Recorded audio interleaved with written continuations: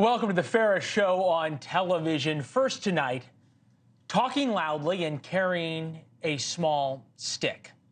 Yes, I know Teddy Roosevelt said of American foreign policy, speak softly and carry a big stick. That works. But President Biden has somehow reversed the saying.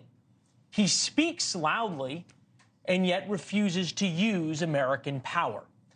Iranian militias have attacked U.S. forces 50-plus times in the past month with no meaningful response by the United States. President Biden walked off Air Force One today in San Francisco, ready to meet with the Chinese leader. He walks down those steps in the weakest position of an American president in modern times.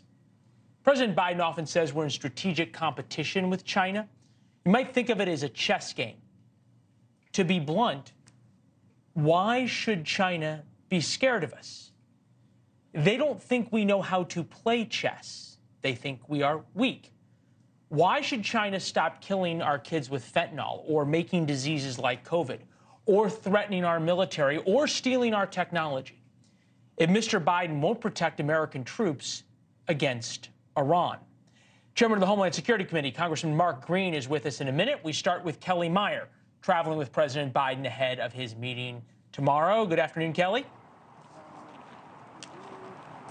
Hey there, Leland. Well, the central question for President Biden and the Biden administration right now, one that we've been asking for weeks as we continue to watch this escalation of attacks on U.S. forces, is U.S. deterrence working? And the latest number we've gotten out of the Pentagon today is 55 attacks from October 17th to today. This is updated nearly daily at this point. 27 of those attacks in Iraq, 28 in Syria. The U.S. retaliating 3 times in the last 3 weeks. The latest this past Sunday in eastern Syria. Here's new video from the Pentagon tonight showing unclassified footage of the attack on Iran-backed training facility and a safe house. The U.S. trying to, quote, project combat power with B-1 Lancers in the region. Today, the Pentagon telling reporters U.S. deterrence efforts are working. Take a listen. We feel that it is. We have not seen this war spread into a wider regional conflict. We have responded with we conducted 3 different strikes. We responded most recently this weekend.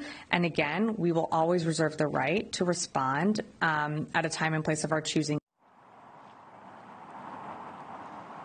And this as Chinese fighter jets breeze past U.S. B-52 bombers in the South China Sea. The Pentagon monitoring countless scenarios like this one.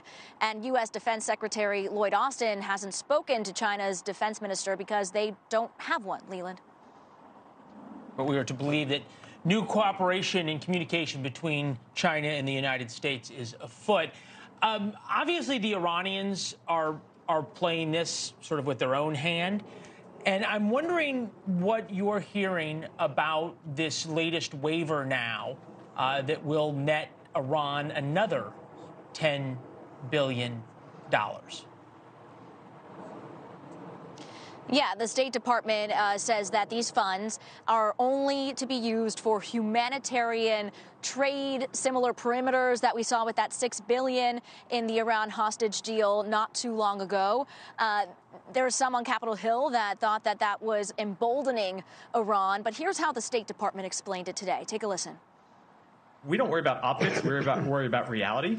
And the reality is that these funds, as I said, can only be used for humanitarian and other non-sanctionable purposes. I would remind you that we have imposed more than 400 sanctions on Iran since the outset of this administration. All of this ties really to where we are standing right now, to President Biden's meeting with President Xi Jinping happening here in San Francisco tomorrow. President Biden could urge China to use their relationship with Iran to urge them to stop escalating the conflict or spreading violence.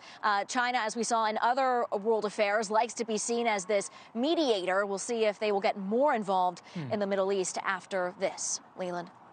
Yeah, they like being seen as a mediator. They like undermining the United States even more. Kellie, keep up the great reporting. Thanks for watching. Go to joinnn.com to find NewsNation on your television provider. And don't forget to click the red subscribe button below to get more of NewsNation's fact-driven, unbiased coverage.